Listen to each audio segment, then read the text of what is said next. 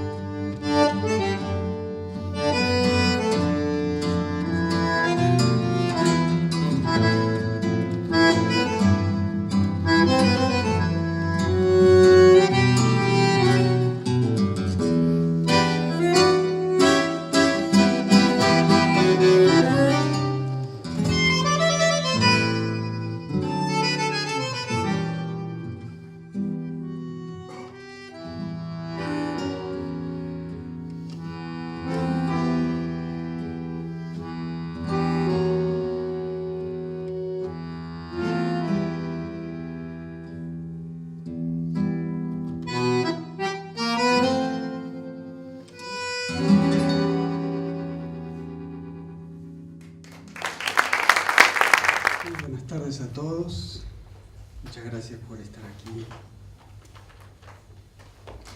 Sándor Márai decía en un magistral texto, El último encuentro, al final del texto, uno de los personajes le dice al otro, hablando de las peripecias de la vida, de lo que la gente habla y dice de cada uno de nosotros,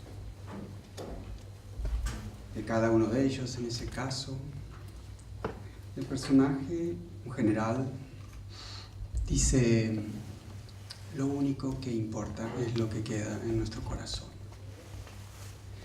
Y también lo único que importa son los hechos que quedan, nuestra obra. Estos estudiantes son nuestra obra. Lo que hemos hecho y tratamos de hacer con las vidas con las que nos hemos cruzado y nos cruzamos en la universidad, en este campus. Y eso es lo que a uno lo convence de que valió, como alguien me dijo alguna vez, en los últimos años o en el último año, valió la pena. Viendo a vidas transformadas así, valió la pena, todo valió la pena. Y más que nunca hoy tiene sentido hablar de esa transformación en estos estudiantes de arte del instituto que dirige Carlos Almeida. Hoy le entregamos el honoris causa a Luisa Valenzuela, una escritora que hemos leído, que apreciamos, que admiramos y a la quien en este acto modesto de esta universidad de las orillas de esta ciudad quiere agradecer, honrar.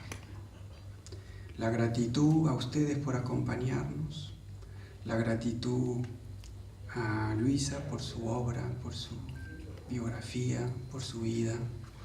También la gratitud a Cristian por haber aceptado tener la generosidad de hacer una laudatio, que entre los colegas a veces es tan difícil. Reconocimiento a su obra, gratitud. Y no solo es importante lo que hacemos, sino decir por qué lo hacemos. No solamente es necesario hacer este gesto de gratitud, de reconocimiento, de subrayar una vida, sino decir por qué lo hacemos. En un territorio, en una tierra, para no hablar de país, quizá más extensa, una tierra que de pobre corazón, que le cuesta reconocer, que le cuesta ser o tener gratitud. Y el sentido de lo que hacemos es deíctico, digamos, es subrayar esa vida, subrayar esa entrega a la escritura, subrayar esa convicción de lo que se está haciendo. Porque para hacer arte hay que tener una profunda y honda convicción de lo que uno está haciendo. Una convicción de la dignidad de lo que se está haciendo frente a un mundo que va para otro lado. ¿Y cuál es ese gesto? Eso es ese subrayar esa vida, los valores, el mensaje que está inscrito en esa vida. Esa vida que tiene que ver con las letras, que tiene que ver con la literatura, que tiene que ver con el lenguaje, con la creación lingüística.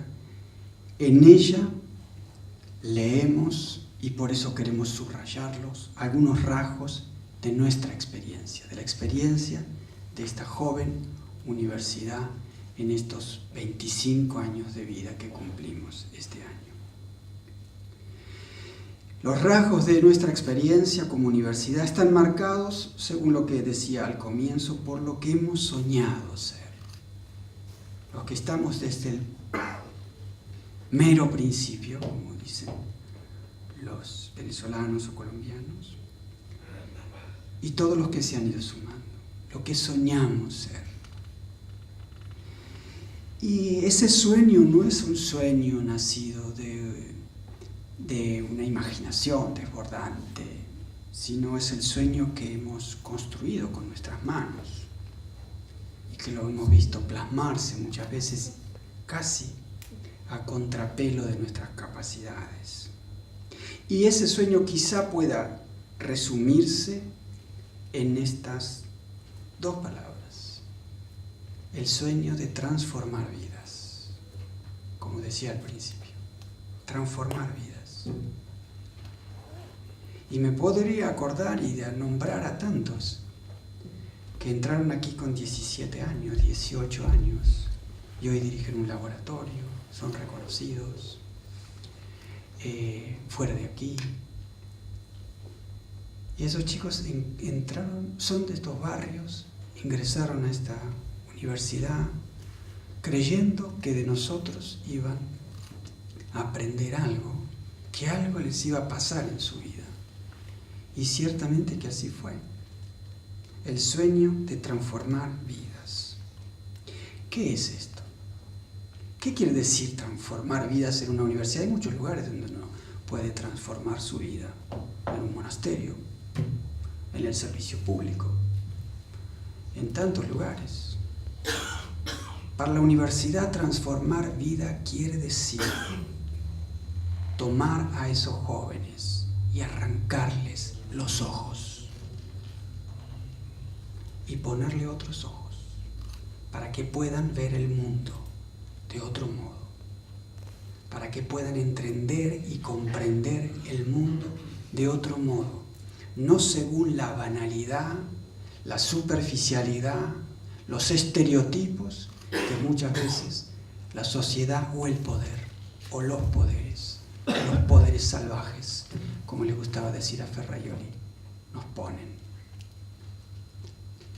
Es reconocer que esa es nuestra tarea, transformarle la mirada a los jóvenes, transformarle la mirada a los jóvenes. ¿Cuál es el ambiente para que eso suceda? ¿Cuál es el ambiente, la atmósfera para que eso suceda? Cuando decimos que queremos ser una universidad de investigación, cuando decimos que queremos ser, antes que una universidad de enseñanza, una universidad de investigación, queremos decir esto mismo.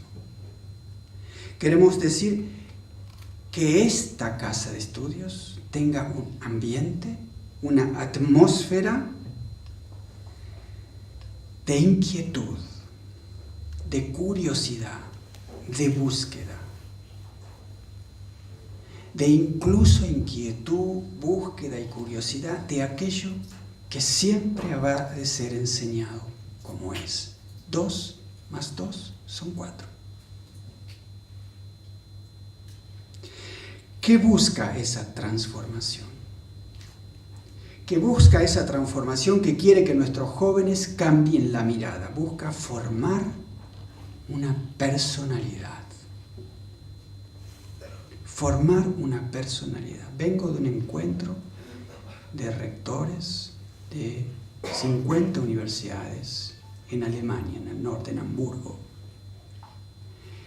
Y el presidente de la conferencia de rectores alemana, el ex rector de una gigantesca universidad alemana, que es Karlsruhe, con la cual nosotros tenemos carreras comunes, una actividad de investigación intensa en astrofísica. Esta pequeña y modesta universidad se atreve a estar en eso. Y él me insistía mucho en esto. Y le robé la idea. No tenemos que formar, ellos forman ingenieros, científicos. Allí se generó en esa universidad el plan nuclear y el plan espacial alemán. Y allí se está generando el nuevo plan de energía limpia para toda Alemania.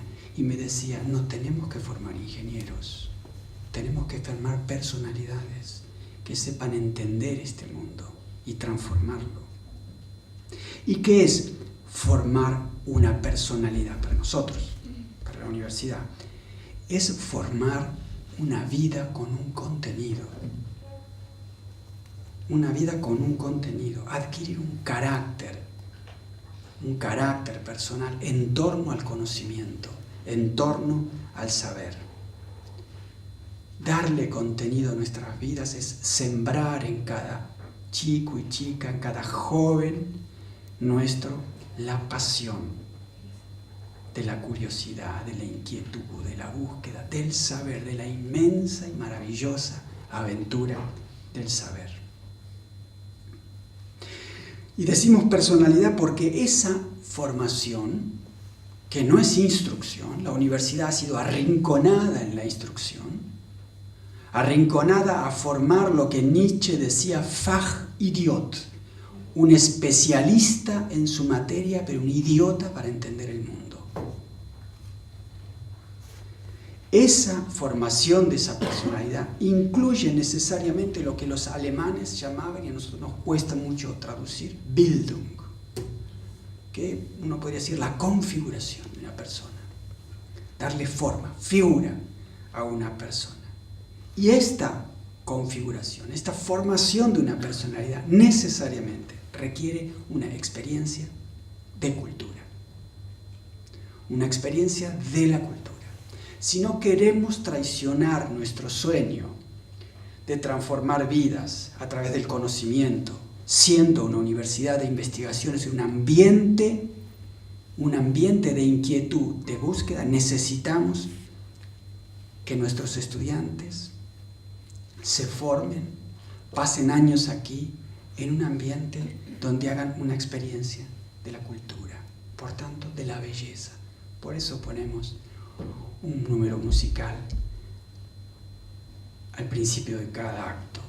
No es un adorno, no es un moño que no sabemos bien dónde ponerlo, no es porque tenemos alumnos, sino porque estamos convencidos que esa experiencia es fundamental para formar una personalidad de alguien con inquietud, con curiosidad, con interrogantes, con más incertidumbres que certezas.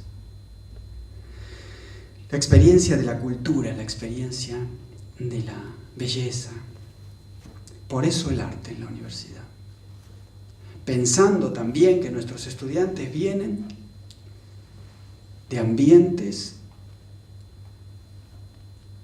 que tienen mucha riqueza, pero que adolecen también de cierta formación cultural, que les permita entender otro lenguaje o lenguajes universales, aproximarse a otras experiencias como la música, la escritura, la pintura, la danza. Esa experiencia necesaria es la que nos ha llevado incluso a crear un instituto de artes. Y hace que esta universidad uno pueda pasar del Instituto de Astrofísica o de Biotecnología a ver chicos haciendo circo en el parque. Por eso la literatura, por eso las letras, es decir, por eso el lenguaje es lo que tiene que estar en el centro de esa experiencia. Y la literatura nos ha enseñado tantas cosas, nos ha dicho tantas cosas antes que sucedan. Y gracias a ella o a ella podemos volver para reencontrarnos con la lucidez y las fuerzas para enfrentar el presente. Vengo de una Europa herida por el terrorismo, herida por el temor, herida por la xenofobia creciente. Y en el origen de esa Europa hay 2 o 3 textos fundamentales. Uno de ellos, esa recolección de poemas que terminó en lo que fue la Odisea, la travesía de Odiseo o de Ulises. A la mitad de esa obra, cuando Ulises, náufrago, llega a la tierra de Feocia, se encuentra con Nausicaa y sus doncellas, la hija del rey y sus doncellas. Y todas le tienen miedo, terror, estaba desnudo, había perdido su ropa en el mar. Y le tienen miedo y terror porque era un extranjero. Y además estaba vestido como un miserable, ni siquiera tenía ropa, él dice. Atenea le habla al oído, le susurra una voz a Nausicaa, y Nausicaa, una joven, una niña, con valor, con coraje, en ella pone estas palabras: Homero Los extranjeros y los mendigos provienen siempre de los dioses. Y allí esa lección Europa la olvidó, pero también puede tener o hacer la experiencia inmensa de volver a ese origen, a esas letras, a esos escritos que acumulaba en sí siglos de experiencia humana. Los extranjeros y los mendigos siempre vienen de los dioses. Por eso la importancia del lenguaje, esa configuración que nos permite leer el mundo, las cosas, los hombres, leer finalmente la vida humana. La literatura es una provocación a una experiencia, a tantas experiencias, pero hay quizá alguna que me gustaría recalcar hoy, que es la experiencia de contar, de narrar. En primer lugar, la experiencia, como decía Sándor Márai también en La Mujer Justa, decía, hay un orden, siempre hay un orden en el mundo, que en cierto modo es poético, y solo por allí se puede entrar a ese orden. Esta es la experiencia de la literatura. Pero también la experiencia central de la infancia. Rilke decía que la única patria del hombre es la infancia, y el mismo Sándor Márai decía que esa experiencia de la infancia es lo que hay en el fondo de toda vida, de cada uno de nosotros. La literatura nos permite reencontrarnos con esa experiencia, a ese candor de esa mirada, a ese candor de los oídos, de escuchar los cuentos que nos contaron en la cuna siendo niños y que nos permitieron entender, no con la razón, antes con la fantasía, el mundo, hacer un mundo, construir un mundo habitable. Por ello, si queremos ver el mundo más real, si queremos formar personalidades en torno a la inquietud del saber, en torno, digamos, a los valores del conocimiento, tenemos que promover la literatura, ponerla en el corazón de esta institución, de esta casa, de esta experiencia, de este campus. Promover la lectura, creamos un programa que se llama Lectura Mundi, leer el mundo. Promover la literatura, promover la lectura. ¿Cuánto? Me gustaría a veces preguntarle a los profesores, ¿cuántas novelas leyeron en estos 6 meses de este año? 12, 2 por mes. 6, 1 por mes. 2, 1 en el semestre o ninguna. Sin literatura nuestros ojos son más ciegos. Sin literatura nuestro talante afectivo, nuestra afectividad, nuestro tono emocional es pura indiferencia. Sin literatura nuestra inteligencia es menos vivaz, es menos certera, es menos aguda. Sin literatura nuestra imaginación, nuestra fantasía es decadente. Sin literatura nuestro lenguaje, nuestras palabras caben en un dedal de costura, y por tanto nuestro mundo es nuestro lenguaje, no es otro. Vengo de un seminario que está dando Denis Tuard, un profesor francés especialista en hermenéutica y en Humboldt. Humboldt en el siglo XIX insistía esto: el lenguaje es un mundo, una concepción del mundo, que además lo elaboramos dialogando entre los hombres.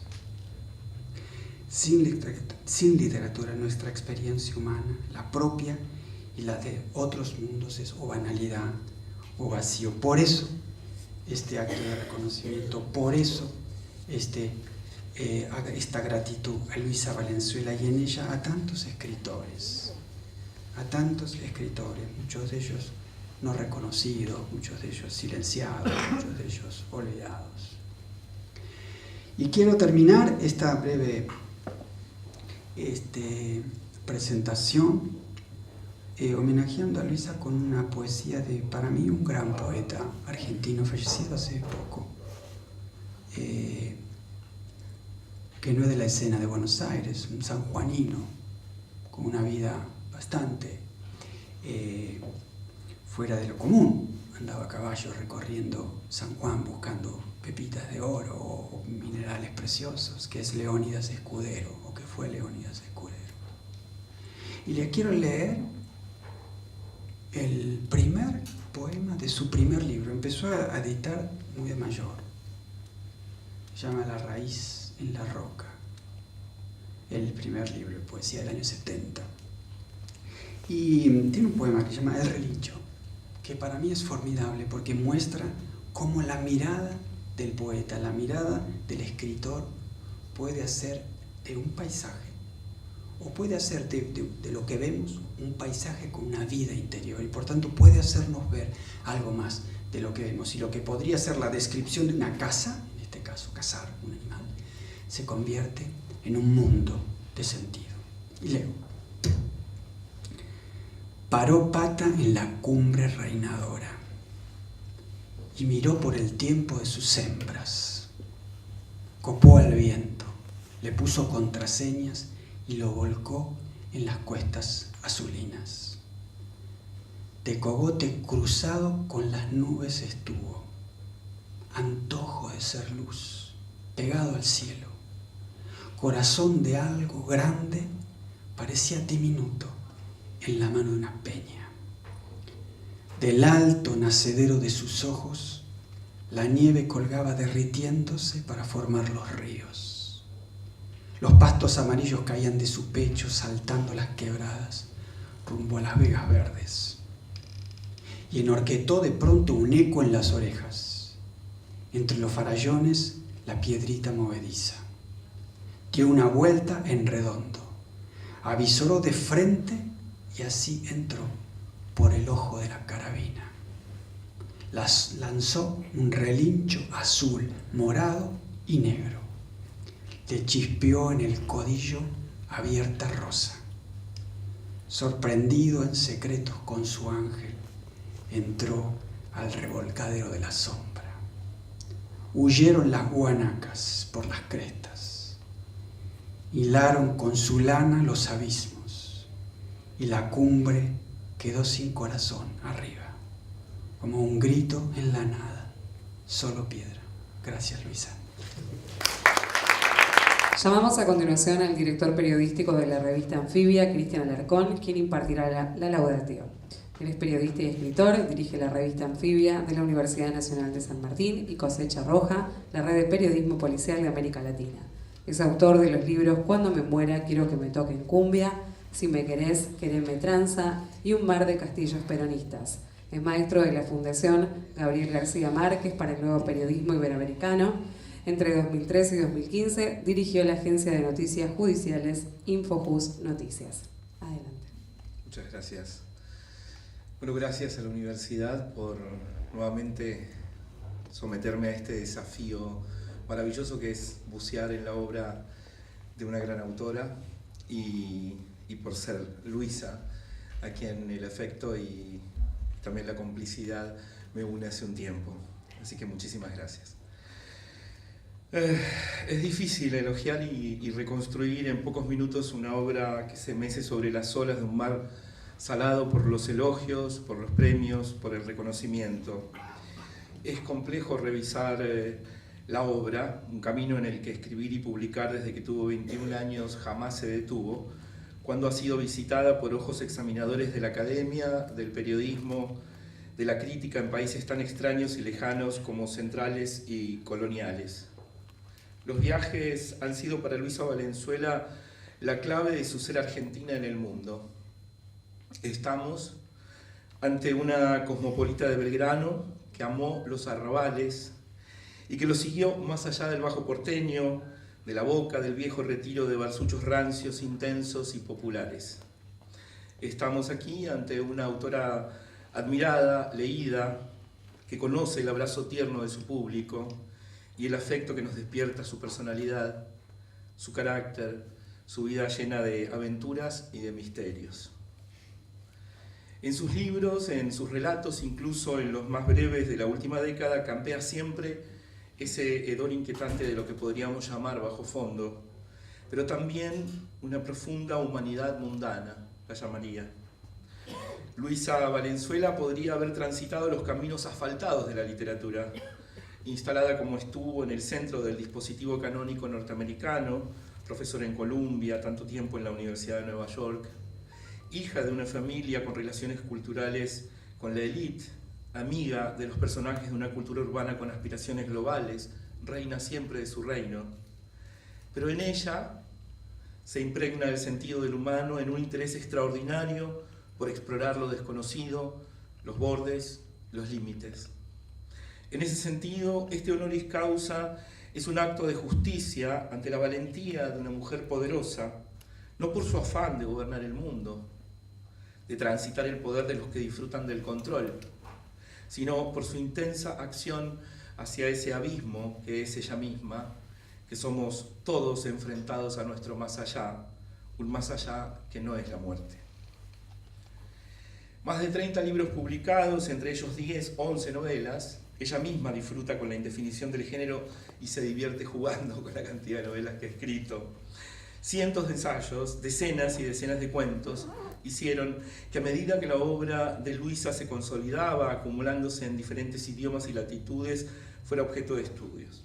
Ya en 1986, cuando llevaba casi una década viviendo en Nueva York, la Review of Contemporary Fiction le dedicó un número a analizar su obra. Y en el 91 recibió el doctorado honoris causa de la Universidad de Knox en Illinois. Luego las jornadas en Viena, las obras de teatro en Sydney, en Nueva York, el paso como maestra de escritores de Columbia, los años de NYU. Y el precedente inmediato a este doctorado, que la trae definitivamente a nuestra universidad, en el que UNSAM, Lectura Mundi, el Malva, la Biblioteca Nacional y Revista Anfibia estuvimos involucrados, abriendo el manantial de su escritura para revisarlo de mil maneras. Las jornadas Luisa Valenzuela, que culminaron con la publicación de un libro luminoso coordinado por quien en realidad debería tener la honrosa misión de construir esta laudatio, la escritora e investigadora Irene Chiquiar-Bauer. Desde su primer cuento, escrito durante los años en París, publicado en 1956 en la revista Ficción, Luisa Valenzuela inventa hombres morenos y esquivos, contundentes como tigres o caballos, lacerantes como la ausencia, inquietantes como los animales salvajes dormidos, sexuales, enhiestos, agresivos, abandónicos, y mujeres que resisten la dominación masculina, la dominación corporativa, desde el ejército argentino hasta lo que en la novela Cuidado con el tigre llama la organuta, que para mí es como una mezcla entre orga y yuta. La dominación como el peor malentendido del amor.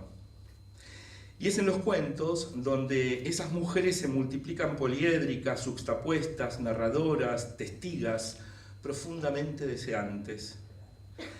Desde esa voz de mujer que salió en París cuando ella se había instalado a los 21, Luisa avanza desde la mujer que es hacia una literatura que fue feminista antes del feminismo.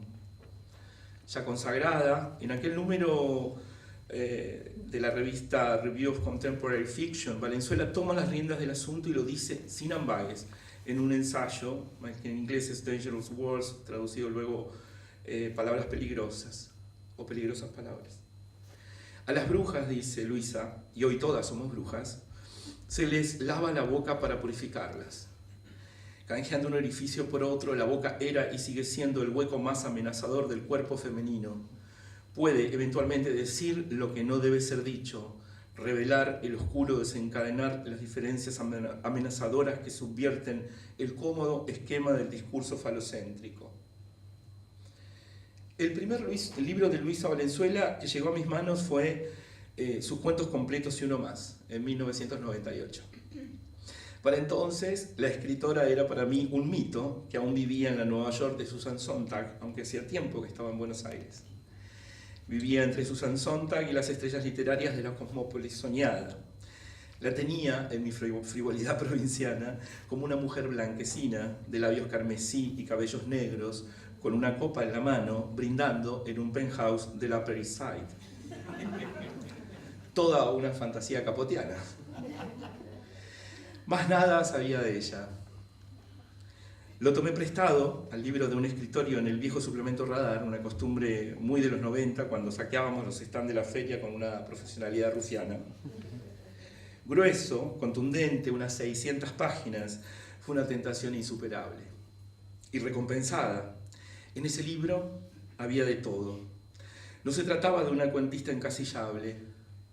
Veníamos de las lecturas del boom y aquí había una voz de esa generación con una extrañeza, un humor y una ironía que no sobraba entre los machos del fenómeno literario latinoamericano. Era esta escritora una sorpresa. Era además una mujer. Los había sobrevivido y probablemente los enterraría. En Aquí pasan cosas raras, de 1976. El protagonista es el miedo en la ciudad, un miedo novedoso, un miedo que trastoca el sentido de las cosas bajo las cuales, aun aquellas pedestres y cotidianas, acecha el mal. Desde el tocaculo de un colectivo birlado al final por su víctima, a los dos miserables que merodean y codician un maletín y un saco abandonados en un bar de cuarta, temiendo morir por un botín exiguo, hasta el monologuista que larga una declaración. Hoy en día ya no se puede hacer nada bajo cuerda. Las cuerdas vienen muy finas y hay quienes se enteran de todo lo que está ocurriendo. Cuerdas eran las de antes, que venían tupidas, y no las de ahora, cuerdas flojas. Así es en todo el libro. El lector avanza sobre la cuerda floja de la literatura valenzueliana, donde nadie está a salvo, aunque todos llegaremos al final, al otro extremo. Y en el otro extremo de esa cuerda, el final agónico de la dictadura. Ya ocurría, ya asesina, ya desaparecedora, ya genocida. En Cambio de Armas, de 1982, aparece quizás por primera vez el régimen de las juntas, con toda su intrínseca maldad, llevada a la exasperación en el cuento que le da título, Cambio de Armas. Allí, una mujer es rehén de su supuesto marido, y la acción transcurrida entre las paredes pastel de un departamento cerrado con llave es la lucha de esa mujer por recuperar una mínima porción de la memoria perdida. ¿Quién es el hombre que entra a ultrajarla, a poseerla, a llenarla al mismo tiempo de sexo y de horror? ¿Quién es ese hombre al que la desmemoria hace que lo nombre de tantas maneras? ¿Quién es ella, sumisa y en tensión? ¿Qué es esa cicatriz en su espalda? ¿Quiénes son los tipos que custodian la puerta afuera? ¿Quién es el ama de llaves que le acerca comida y la mantiene bajo un letargo penitente? ¿Por qué preguntamos con esa creación de Valenzuela todo esto? Porque en este libro se concentra al máximo esa premisa según la cual la vida no es más que la búsqueda de las preguntas, la denodada acción cotidiana por la búsqueda en la carencia, en lo que no tenemos, en lo que no tendremos jamás. En ese existencialismo político se construye esta obra hoy laureada, en ese no estar, no ser, para ser y para estar hoy y para siempre. En las novelas, Luisa se permite transgredir con la burla, con el grotesco, con las múltiples técnicas de la carnavalización. En esa decisión política se le antoja un brujo de 3 testículos, convencido de que el tercero oficiará como dispositivo reproductor para dar a luz su heredero. En la construcción del monstruo que protagoniza Cola de Lagartija, un López Rega hidropónico, demencial, en el que el poder es sexo, la autora desata, después de las exploraciones en los cuentos, la simbología siniestra del gobierno genocida. Los cuerpos arrojados desde helicópteros, la justificación vía los 2 demonios, la crueldad del sentido común fascista, quedan expuestos en un juego de voces donde el verosímil no le teme al desparpajo y la lúdica combinación de géneros. Pasadas otras aventuras, como el propio Cuidado con el tigre, donde la guerrilla es puesta en crisis por el mismo camino del humor negro, pero con la comprensión de la heroicidad femenina que se debate entre la sumisión a la orga y el deseo ardoroso por un hombre canalla, Luisa Valenzuela llega a su novela reciente, La máscara sarda, el profundo secreto de Perón. Finalmente, Luisa, que durante la última década había centrado su escritura en los relatos breves, de los que no solo es autora, sino entusiasta propagandista y propulsora, en los ensayos y en la novela El Mañana, donde hace secuestrar a un grupo de escritoras a bordo de un barco a la deriva por un río muy rioplatense, se mete de lleno con el padre de la criatura y lo sumerge en su fantasía rabelesiana. Perón ya no es Perón. Es un joven sardo que lo reemplazó para complacer el ansia de su madre india de tener un hijo general. porque el verdadero Perón murió cuando intentaba quedarse con la sortija en una competencia clásica de los alrededores de Lobos. El brujo, López Rega, volverá aquí con una voz más definitiva, jugando a una trama en la que el verosímil construido de una escena fugaz en un viaje de la autora Cerdeña se impone para llevarnos a trastocar la historia del mito nacional. Finalmente, el macho de todos los machos del poder en la Argentina también sucumbe en manos de la aventurera. Todo un capítulo debería llevar en esta laudatio el afán coleccionista y experimentador que ha implicado en la vida de Luisa Valenzuela la obsesión por las máscaras. Pero quizás sea la que ustedes más conozcan, no solo por lo reciente de la publicación de Diario de Máscaras, donde aparece la cronista vibrante e insaciable que persigue el objeto con conciencia y desvelo, sino porque la exposición de hace pocos meses en el Museo de Arte Decorativo fue un éxito divino. Lo fue no solo por la belleza artística tan valiosa de ese recorrido ultramarino por el mundo, hacia todos los puntos cardinales, entre todas las rarezas y las culturas, sino porque Luisa nos enseña cómo la máscara es una manera de liberar el inconsciente y de dejar que actúe el otro. Así como ella misma actúa sentada ante el papel con lápiz en mano, ante la página en blanco, transida por la máscara que la deja ser en el lenguaje. Cuentan que Borges, con quien trabajó por algunos meses en la Biblioteca Nacional y a quien veía en las veladas de la Casa de Belgrano, decía que Luisa era capaz de matar a su madre por un juego de palabras. Y es cierto. Acepta ella. Luisa era capaz de matar a su madre y es capaz de dejar que un amor, que todos los amores, que nosotros todos y todas nos esfumemos si los espíritus del lenguaje la habitan y se lo piden. Pero luego se arrepiente y vuelve, siempre vuelve. Es por eso que los invito a celebrar junto a todos aquellos que ya la han celebrado, por ser sus discípulos, sus discípulas, sus amigos, sus amigas, sus cómplices, que haya llegado a la Universidad Nacional de San Martín para quedarse y ser nuestra doctora honoris causa. Luisa Valenzuela recibirá de manos del señor rector el diploma de doctora honoris causa de la Universidad Nacional de San Martín.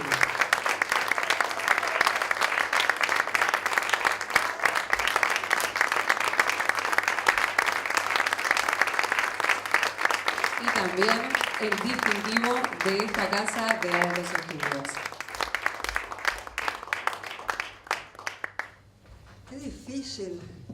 Qué duro sobreponerse a esta emoción tan fuerte, a esta alegría, a este orgullo de haber escuchado palabras tan brillantes, tan generosas, tan espléndidas. Me pregunto cómo expresar el gran honor y el sincero orgullo que me despierta esta distinción. Bueno, por lo pronto agradeciendo profundamente al rector Carlos Rutta, un verdadero poeta, como ustedes se han dado cuenta, como lo saben ya desde siempre, este gran poeta que es Carlos Rutta, y las palabras extraordinarias de Cristian Alarcón, llenas de generosidad, de inteligencia, de brillo, como son sus crónicas. Para mí es un orgullo enorme, y agradezco también a todos ustedes por estar acá presentes, a las autoridades de esta maravillosa Universidad Nacional, a las personas que me han estado siempre alentando y ayudando y apoyando en las distintas geografías que me acompañan a lo largo de mis largos años de escritura, casi ya más de medio siglo de escritura. La lista de toda esta gente es variopinta, es muy valiosa. Y hoy quisiera también dedicarle un poco, de cierta medida, estas palabras a Otilia Weinstock, que acaba de dejarnos, gran amiga y brillante socióloga, cuyo pensamiento esclarecedor vamos a extrañar muchísimo en estos tiempos tan confusos. Confusos, sí. Por eso, cuando me pidieron un título para la presentación de hoy, sin pensarlo dos veces, sin ni siquiera saber de qué iba a hablar, dije el desafío perpetuo. Y así empezó todo. Al asumir un desafío que se desdobla y multiplica, escribiendo y borrando por enésima vez lo que habré de decir hoy, este martes, día que, como ustedes saben, no te cases ni te embarques ni de tu casa te apartes, martes 13 para colmo, pero día también del escritor y deberé demostrarlo de la escritora, mal que le pese quizá a Lugones. Y lo hago por escrito, valga la redundancia, porque escribir me permite entrar en contacto con esas ideas escurridizas, ignotas casi, que suelen escabullirse cuando intento poner en juego el pensamiento, digamos, racional, y me corroe la impaciencia. Abordar lo que ya tengo elucubrado de antemano es para mí totalmente antidesafiante. En cambio, escribir es una forma de pensar sotto voce, con la voz interior que se toma su tiempo y organiza su discurso, su decurso, el mismo que, si tengo suerte, me conducirá por caminos inexplorados o al menos imprevistos. He ahí el desafío, perpetuo si se quiere seguir adelante. Habiendo abundado recientemente sobre los peligros de la posverdad que nos acechan, me acaban de preguntar durante una entrevista, ¿cómo impacta en la literatura la posverdad? ¿Se podría decir que el escritor tenía el monopolio legítimo de la mentira, de la invención, de la imaginación, pero que ya no tiene ese monopolio porque los políticos se lo disputan? Interesante paradoja, pensé, porque he sabido que la gran literatura nunca miente. Ya sea en ficción o en poesía, la verdad no suele ser frontal y menos aún dogmática, pero está allí y va aflorando de manera conmovedora en los repliegues del lenguaje. Es asombroso el grado de premonición, de peligrosa anticipación que vamos descifrando en las obras literarias. En cambio, la posverdad es lo otro, es el vender espejitos de colores, es una trampa de prestidigitación para hacernos ver lo que no está allí. Es un apropiarse de nuestras expectativas dibujándolas en beneficio del emisor. Más allá de los posts de Facebook, pero no mucho, ahí cito nomás, lo post como prefijo, se adueña de todo hoy en día y lo desvirtúa. Encontramos lo postfáctico, sin ir más lejos, que según el Washington Post, naturalmente, alude a aquello que el público acepta sin preocuparse por confirmar si los hechos que se le presentan son verdaderos o falsos. Solo le interesa a este público distraído que los hechos supuestos confirmen sus propias opiniones, sus opiniones preexistentes, desentendiéndose totalmente de aquellos que las contradicen. El logo de Caperucita Roja, color alarma, se ha desdoblado. ¿Qué ojos tan grandes tienes?, preguntamos asombradas. Para verte mejor, contesta el lobo intelectual. ¿Qué boca tan grande tienes? Para comerte mejor, contesta el lobo neoliberal. Por lo cual, el nuevo desafío consiste en mantenerlos siempre alertas y en detectar los destellos de la roja luz de alarma, color caperucita. Al respecto, Walsh me viene a la memoria, María Elena Walsh, porque parecería que estamos viviendo en el reino del revés. Cabe recordar las primeras estrofas. Me dijeron que en el reino del revés nada el pájaro y vuela el pez, que los gatos no hacen miau y dicen yes porque estudian mucho inglés.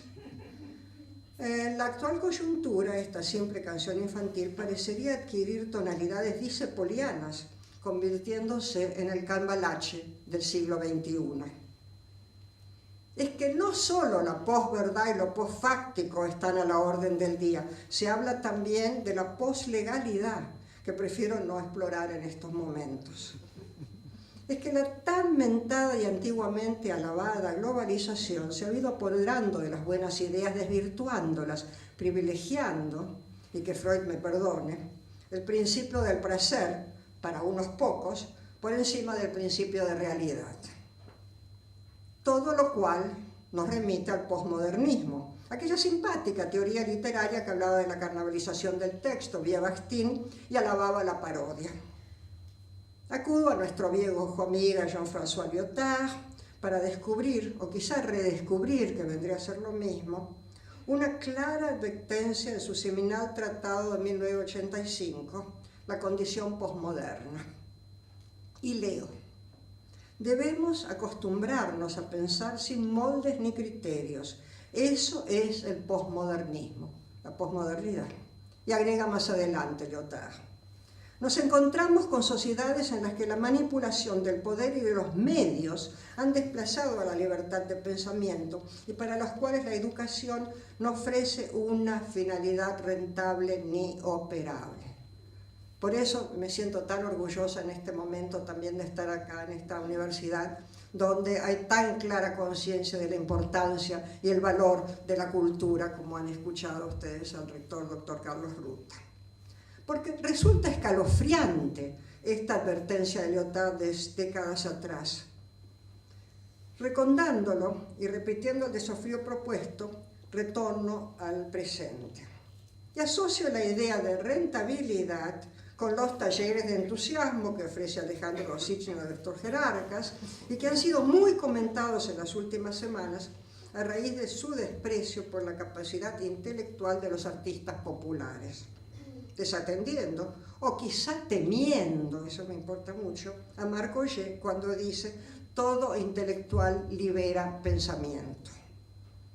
Y yo, aquí donde me ven, quizá para liberar pensamiento, vaya uno a saber, años atrás caminé sobre el fuego. Tizones ardientes. Lo hice por la experiencia en sí, si bien no estaba ni en Fichte, ni en la noche de San Juan, en nuestras provincias, sino en una escuela pública de Nueva York, un viernes por la tarde. Y acá aprovecho para agradecerle a Cristiana Alarcón, que también entendió estas movidas y fue tan profundo al hablar de estas movidas mías por estos universos un poco marginales, digamos. Pero en este caso no era marginal, porque la consigna de esta caminata sobre el fuego neoyorquina era poder sobre el miedo. Eso era su eslogan.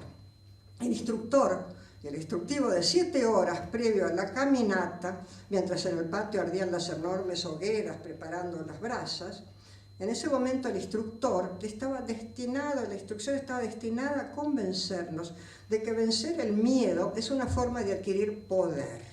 Poder sobre los demás, que es lo que les importa a este tipo de instructores. Y si hablábamos el curso completo, podríamos asistir al taller de fin de semana, donde aprenderíamos cómo convencer a nuestro interlocutor de cualquier cosa y conseguir de él o de ella lo que quisiéramos. Se trataba de una educación que, oponiéndose a Lyotard y a la propuesta de esta universidad y acercándonos a Rosichny, prometía ser rentable. Pero no tomé el curso y solo caminé sobre brasas para experimentar de manera empírica qué es eso de escribir con el cuerpo. Viejo tema que vengo postulando desde hace años, esto de escribir con el cuerpo. Algo así como una enorme exaltación, a veces de júbilo, una pulsión libidinal, podría decirse, una descarga de adrenalina que nos alimenta las baterías en el momento de escribir, en el momento de estar creando la obra, más allá del tema tratado, de las historias que se estén escribiendo, más allá del drama o de los posibles horrores descriptos. Es que el secreto profesional del arte es la fundación de sentido, tal como afirma el filósofo alemán Rudyard Safransky, para agregar, en el interior del arte hay un rumor misterioso que amenaza al arte mismo. El misterio procede de la imaginación, que es una creación de la nada. Rescato el concepto de la nada y sobre todo el de creación, desde el punto de vista literario, claro está. Y es en esta instancia de felicidad creativa cuando encontramos la salida del laberinto de palabras que hemos ido construyendo al escribir, dejándonos guiar por las respiraciones, los sonidos. Al menos para quienes, como es mi caso, solo saben avanzar sin mapas por el territorio de las letras. Quienes buscamos la sorpresa, una sorpresa coherente que debe nacer del propio hálito de lo que se está escribiendo, del lenguaje mismo. Así avanzo. Y sé de la amenaza que menciona Safransky. Y rescato el peligro, lo atesoro. Todo escribir en libertad es un caminar sobre brasas ardientes. Porque otra de las citas con las cuales a menudo me doy cita es una de George Trainer que dice así: No estoy seguro de que salga ileso quien, por escrupuloso que sea, emplee tiempo y recursos imaginativos en el examen de los lúgubres lugares. Sin embargo, esos lúgubres lugares están en el centro del panorama. Si los pasamos por alto, no puede establecerse ninguna discusión seria sobre las potencialidades humanas. Y en eso estamos, intentando mirar de frente los lúgubres lugares, los espesos, y a la vez tratando de defendernos de las apropiaciones indebidas. No me mueve a escribir novelas o cuentos la necesidad de contar historias, ni un afán de catarsis o de expiación. Es apenas un loco intento de ir en busca de aquello que sabemos perdido de antemano, lo que no puede ser dicho.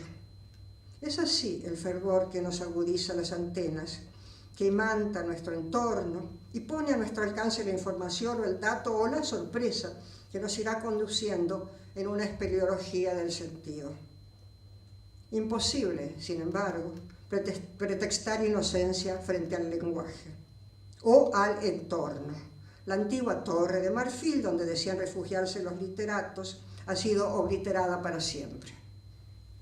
Tengo miedo de escribir, es tan peligroso, dice Clarice Lispector en Un soplo de vida. Quien lo ha intentado lo sabe. Peligro de hurgar en lo que está oculto, pues el mundo no está en la superficie, está oculto en sus raíces sumergidas en las profundidades del mar. Para escribir, continúa Lispector, tengo que instalarme en el vacío. Es en ese vacío donde existo intuitivamente, pero es un vacío muy peligroso. De él extraigo sangre. Y agrega, escribir es una piedra lanzada a lo hondo del pozo. Bien lo sabemos, aquí y ahora. En este mundo en que somos la piedra y somos el pozo y se impone escribir o al menos rescatar un pensamiento en constante actividad. Porque no debemos engañarnos. Nos envuelve una nube oscura que pretende ser clara, que pretende insuflar optimismo, cuando desde las alturas del poder nos instan al mejor estilo cándido de Voltaire, a que todo está mejor en el mejor de los mundos, mientras la realidad cotidiana nos muestra otra cosa, el pozo y la piedra. Y se impone percibir los engaños. Escribir ficción política, entonces, más bien permitir que la política se cuele en la ficción como un mal necesario, como intrusión inevitable, que nos permitirá acceder a lo incomprensible y con mucha suerte ejercer de manera involuntaria y muy a nuestro pesar un don profético. No siempre bienvenido, a veces aterrador, porque en estos casos se impone avanzar sobre el fuego, caminar por el filo de la navaja y defender los bastiones. Podemos pensar, por ejemplo, que estamos en un tiempo post-patafísico. ¿Recuerdan ustedes la patafísica, esa alegre ciencia de las soluciones imaginarias propuestas por Alfred Jarry en los albores del siglo XX? La ciencia que invita a ver no este mundo fáctico, sino su complementario, a interesarse por las excepciones en lugar de las reglas. La patafísica, que fue postulada por ese personaje inaudito, el doctor Faustrol, y del cual el desaforado y despótico Rey Ubu hacía mal uso, la misma que dio origen al Dada y más adelante al surrealismo. Bien, ahora la ciencia de las soluciones imaginarias parecerían ejercerlo los nuevos gobiernos neoliberales, los mismos que podemos definir como gerentocracias, y valga el neologismo, los que aceptan el postulado patafísico por excelencia de no tomárselo serio en serio, salvo, claro está, en temas que les concierne directamente. ¿Tendremos la culpa nosotros, artistas, intelectuales, poetas, gente aún peor, como alguna vez dijo Borges, por darles las ideas? El presidente Trump, sin ir más lejos, parece haber adoptado en beneficio propio una propuesta irónica lanzada por el destacado escritor mexicano Homero Aríchis, que supo ser presidente de PEN Internacional en su momento. Hace un par de meses Aríchis propuso, junto con un colega y en son de burla, que México efectivamente debería pagar el muro para separarlo de los Estados Unidos y fabricarlo de paneles solares, que allí son baratos, para luego venderles la energía a los estados norteamericanos limítrofes. Una idea brillante, imaginativa, poética. Pero un par de días atrás, el diputado republicano Steve Scalise lo planteó como una genial idea de su presidente para cobrarles la energía a México. Así va la cosa. La pregunta es dónde iremos a parar nosotros, los sudacas, que intentamos un post-neoliberalismo para contraponer todos los otros post y fuimos sofocados. En esta cacofonía de acciones que nos interpelan a diario y a veces nos arrastran, ¿qué función cumple la escritura y la lectura y el arte y la cultura? ¿Son para golpes, ersatz, consuelos de tontos, paliativos? Nada de eso. Pueden llegar a ser lentes de aproximación, herramientas de encuadre y hasta de defensa. Por eso escribo y borro y vuelvo a darle vuelta a las preguntas que a veces vienen desde fuera. Lo aterrador, que al mismo tiempo nos permite un cierto juego de cintura, es saber que no se trata de un problema circunscripto a nuestro humilde lugar en el concierto de naciones. La Argentina es apenas un peón en esta movida. Pretenden hacernos creer, sin embargo, que es así como nos integramos al mundo. Y no cabe la menor duda, nos integramos al mundo de los devoradores en calidad de presa. Y ante tamaño dislate, no puedo seguir reflexionando sobre literatura. Me rebelo, me encabrito. La periodista que dormita en mí no me deja hurgar en profundidades, me remite a la superficie de los hechos. ¿Cómo escribo esto? Desafío perpetuo que se nos hace carne. Hoy lo pienso así. ¿Y mañana qué? La perpetuidad del hoy, del aquí y ahora. ¿Cuándo empieza el futuro?, preguntó cierta vez un importante novelista latinoamericano. Está empezando ya, continuamente, y ya es pasado y ya nos venden otra historia. Y salta la sempiterna pregunta, ¿escribir ficción para qué? ¿Para tratar de entender, repito, para enfrentar desafíos? En cierta medida, en buena medida, ¿y qué le vamos a hacer? Escribir se hace imprescindible para permanecer alertas y encarar los escollos con los elementos que vamos encontrando al avanzar, cabos sueltos para armar intrincadas redes que sagaces lectores y lectoras descifrarán a trasluz. Podemos decir que la escritura y la lectura nos abren a una vista oblicua de lo real, un paisaje ampliado. Porque la creatividad puede asomar sus narices en todas las instancias y en cualquier momento. Para detectarla, basta andar por la vida con las antenas aguizadas. Así se dan los hallazgos sorpresas, los encuentros fortuitos, las asociaciones inesperadas a las que accedemos a veces de pura serendipia. Buen término, serendipia, hoy en boga. ¿Por qué será?, me pregunto, ¿no? Acuñado en 1750 por el poeta Horace Walpole, basándose en un antiguo cuento persa, Los príncipes de Serendip, quienes de manera totalmente azarosa encontraban solución a los más arduos problemas. Y de golpe me salta a la memoria una vieja frase de los 60. Paren el mundo que me quiero bajar. Hoy es el poder globalizado el que pretende bajarnos del mundo, no de un ondazo como un pájaro cualquiera, sino de un decretazo o un tarifazo. Herramientas para mantenernos en la rama, en equilibrio incierto. Serendipia, oda al azar, porque es así como voy llevando adelante mi escritura y estas reflexiones. Y me subo al tren de pensamiento sin meta fija, sin metafísica, para que la meta se perfile y el lenguaje sea mi guía. Y le canto al azar. Y de golpe le abro la puerta a la contradicción, al asociar con una escena de Chesterton en su novela filosófica El hombre que fue jueves. Y encuentro la escena y la transcribo. Los dos colegas discuten.